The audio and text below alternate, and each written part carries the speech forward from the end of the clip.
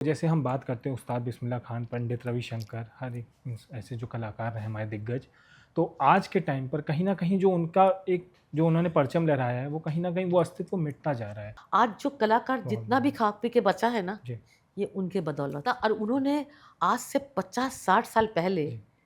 Harmony किया था, क्योंकि एक बाथरूम सिंगर भी फ्यूजन कर रहा है। आप समझ रहे हैं ना?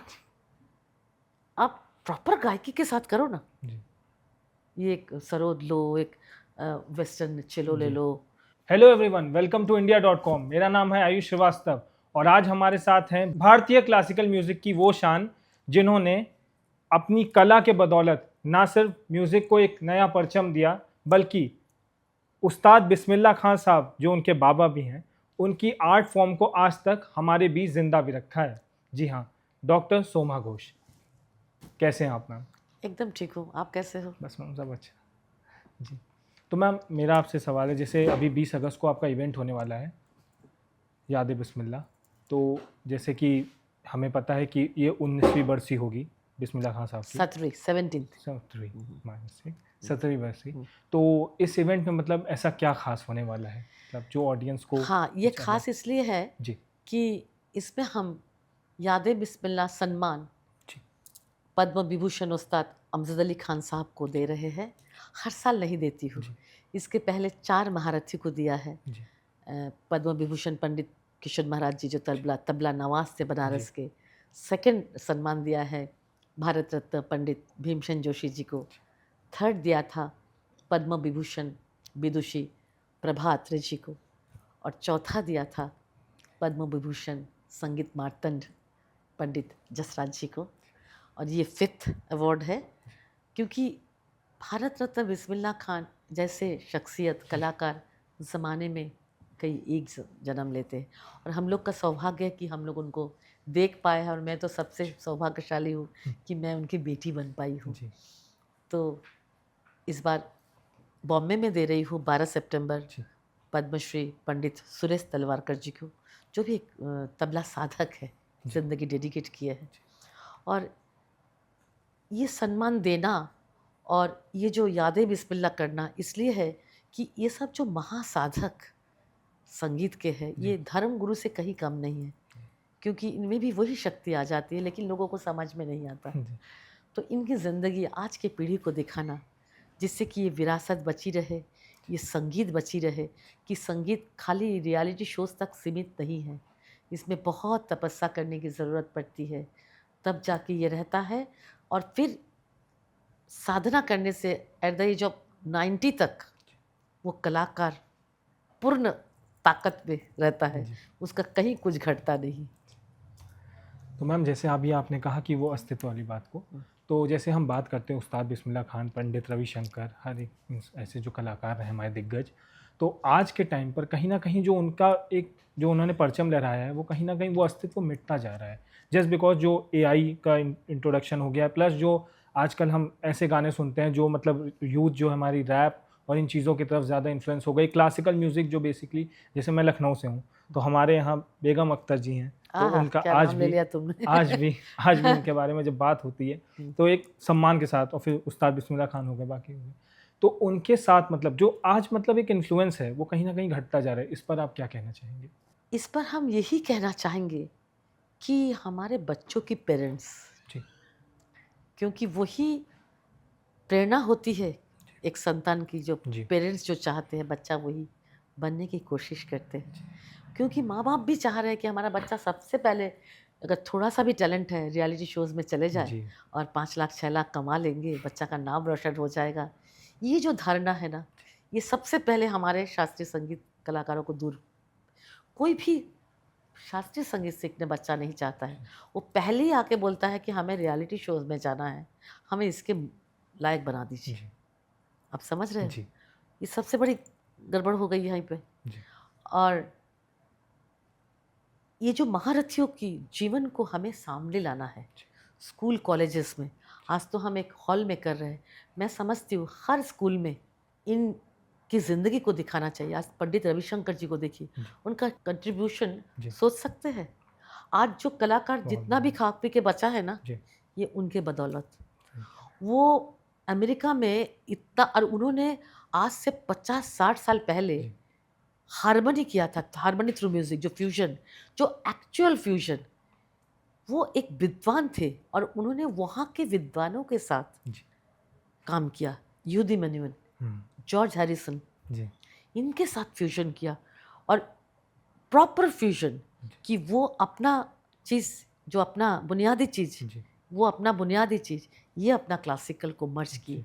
क्योंकि म्यूजिक में वी आर वन, ओनली सारेगामा पधानिसा, हम किसी के साथ भी मर्ज हो सकते हैं। This is real fusion. जी। और फ्यूजन तो और भी पीछे था। अब जब अकबर का दरबार टूटा, जी। तो उनके जितने भी गायक वादक थे ना, वो कोई बनारस के लोग चले गए ग्वालियर, पंजाब के लोग चले आए जी। बनारस, तो वो जो वहाँ की टप्पा था जी। वो बनारस में आ गया।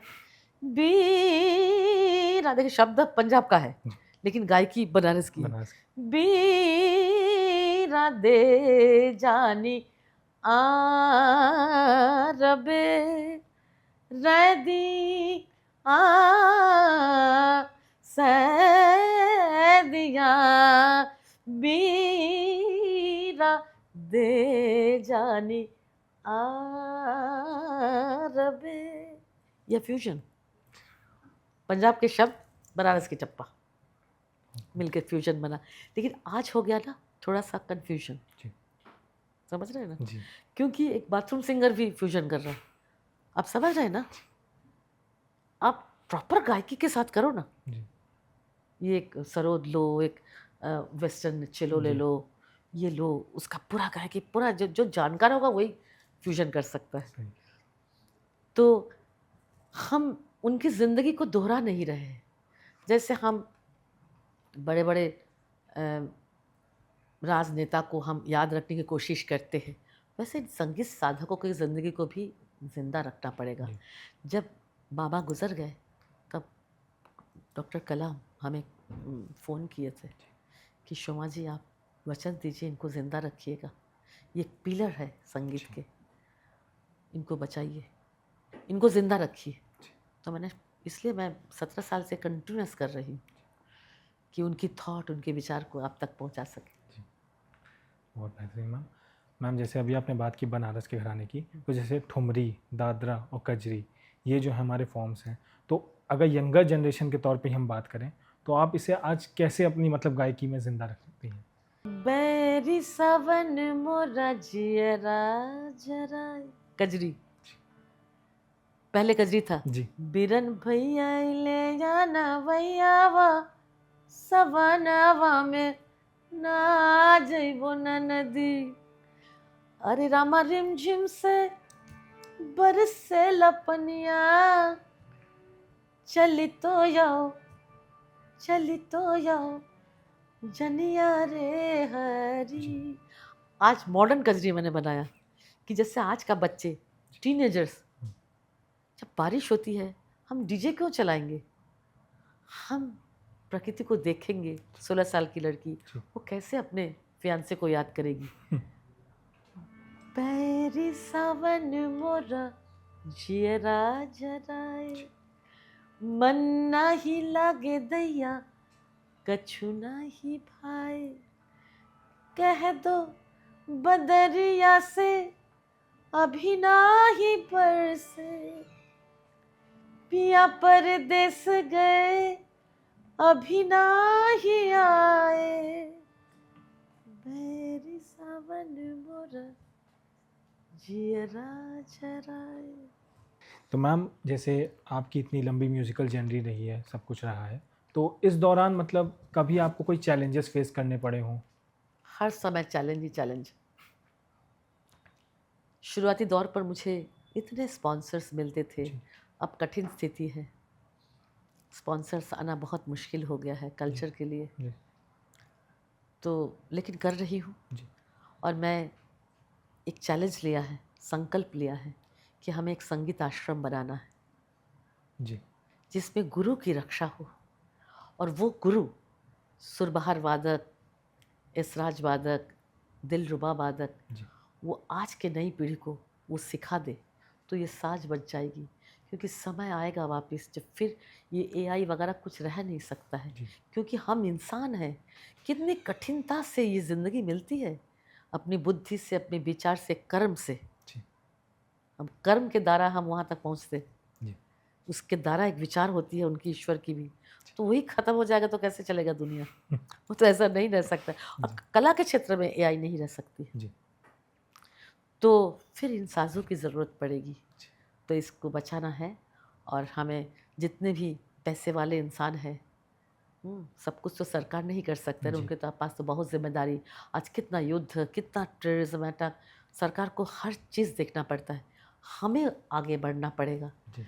और जिनके पास पैसा है, जो प्रवचनों में इतना खर्च करते जी। हैं, वो इन कलाकारों को बचाएं, इन कला को, क्योंकि भारतवर्ष हमारी कला संस्कृति के लिए जानी जाती है। मैम जैसे अभी आपने जो बात कही फाइनेंशियल कंडीशन को लेकर, कई कलाकार ऐसे होते हैं जिन्हें मतलब उनमें प्रतिभा तो बहुत होती है बट उन्हें मुकाम नहीं मिल पाता फाइनेंशियल इश्यूज़ की वजह से, तो उनके बारे में आप कुछ कहना चाहें? बिल्कुल, बहुत सुंदर प्रश्न। मेरे साथ जो तबला बजाते थे वो जी। रामपुर घराने के बड़ा दिग्गज, रामपुर घराना चौमुखी प्रतिभा। माने एक इंसान तबला भी बजाता है, हारमोनियम भी बजाता है, गाता भी है, सितार भी, मतलब एक साथ कई विद्या। उनके 4 पुत्र, तो वो अपने बेटों को बोले कि हम तो क्लासिकल बजा के हम दाने दाना के लिए कुछ नहीं मिलता है, कुछ प्रोग्राम नहीं, पैसा नहीं, इनको फिल्म में डाल दीजिए। हमारे हस्बैंड फिल्म डायरेक्टर है, जी। जी। शुभंकर घोष जी, शुभंकर घोष। 3 नेशनल अवार्ड जी। विनर जी। जी। डायरेक्टर। उन्होंने खान साहब के ऊपर भी फिल्म बनाए जी हैं, जो आप डॉक्यू लोग ड्रामा देखेंगे। जो हाँ, आप डॉक्यू ड्रामा 20 को आप देखेंगे। तो हमने उन बच्चों की जिम्मेदारी लिया। देखिए, सब किसी को लेना पड़ेगा ना। जी। मैंने कहा ना कि सब हमारा ही काम है, हम जी। आगे बढ़ के करेंगे। जी।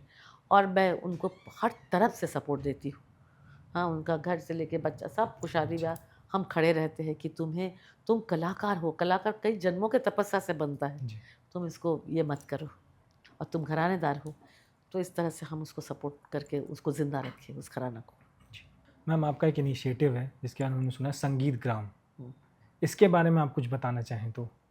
हाँ, अभी जो बताया ना कि वही जी। संगीत ग्राम को ही मैं संगीत आश्रम का नाम दिया है। अच्छा अच्छा अच्छा। हाँ, जी। कि इससे क्या है कि वहाँ पर हम इतना कॉरपोरेट फंड ना, जिन लोग हमको पैसा जी। देंगे, जी। मैं जमा करके रखना जी। चाहती हूँ कि उस पैसे से ना वो एक ऐसा जगह हो भारत का कि वो आने से ही उन कलाकारों को मदद मिले। हाँ।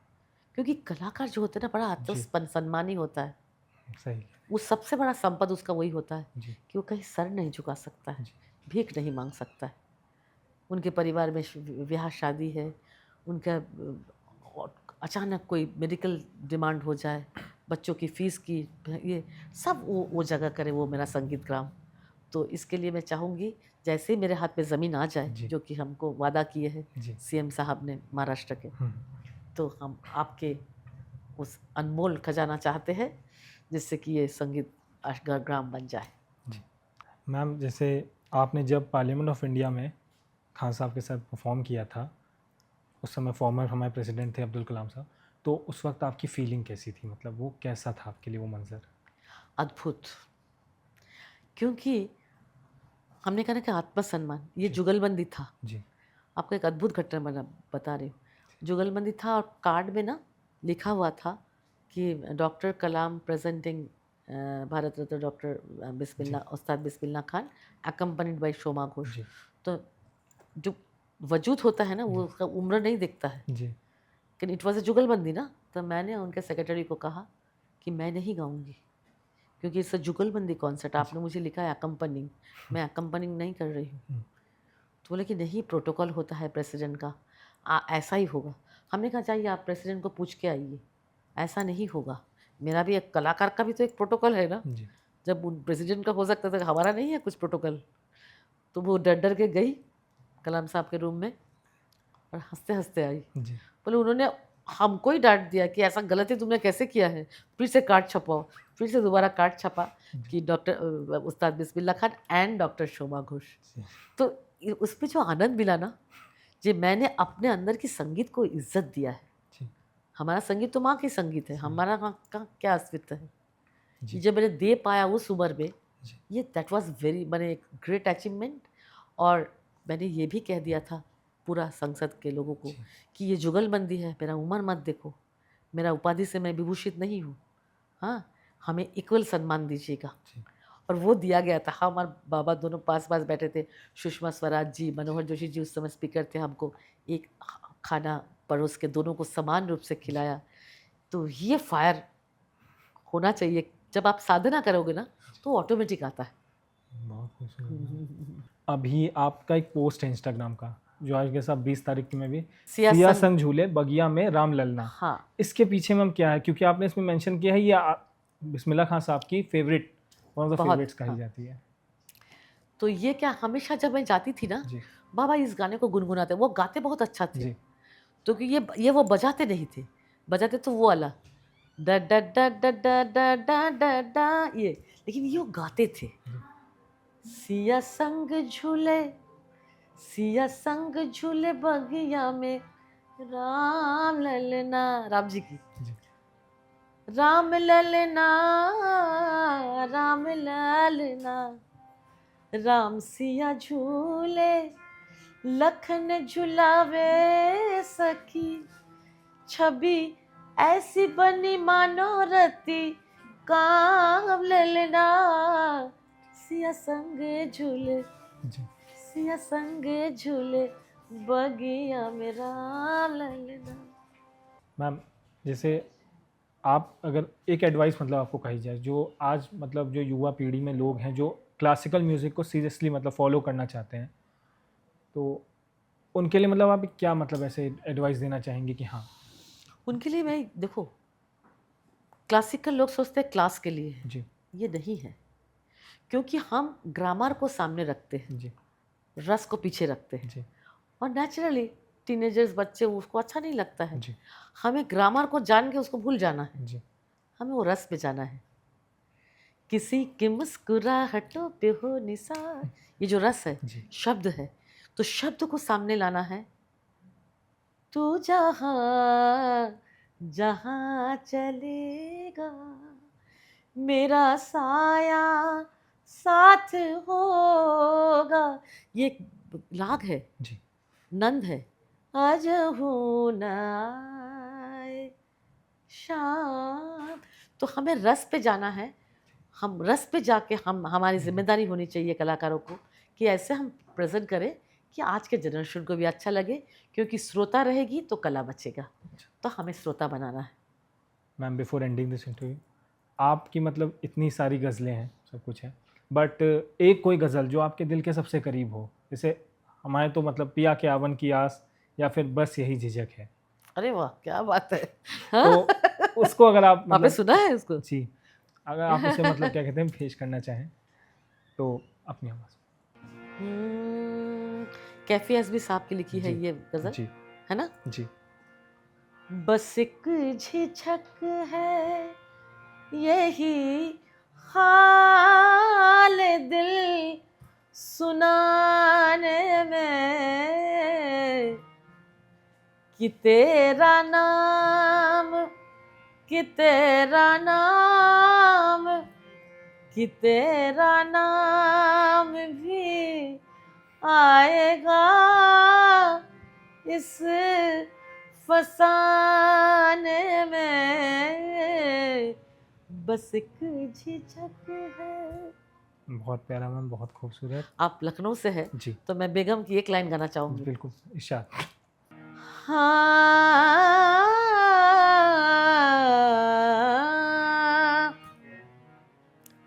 मेरे हम नफस, मेरे हम नवा, मुझे दोस्त बन के दगा न दे, मैं हूँ दर्द इश्क से जां बलब, मुझे जिंदगी की दुआ न दे, मेरे हम नफस। बहुत खूबसूरत मैम, बहुत बढ़िया मैम। जो इवेंट आ रहा है इसके लिए आपको बहुत बहुत बधाई, और और सबसे आइएगा अच्छा। ज़रूर। बिल्कुल मैम, 20 बिल्कुल। अगस्त शाम को 6 बजे, जनपथ होटल, इंदिरा गांधी कला प्रतिष्ठान। ज़रूर आइएगा, बिल्कुल मैम, और अपने बिल्कुल। सारे दोस्तों को भी बुलाइए। बिल्कुल मैम, ज़रूर आएंगे। Thank you. ठीक है, इसी के साथ मैं अपना इंटरव्यू एंड करता हूँ। Thank you for watching.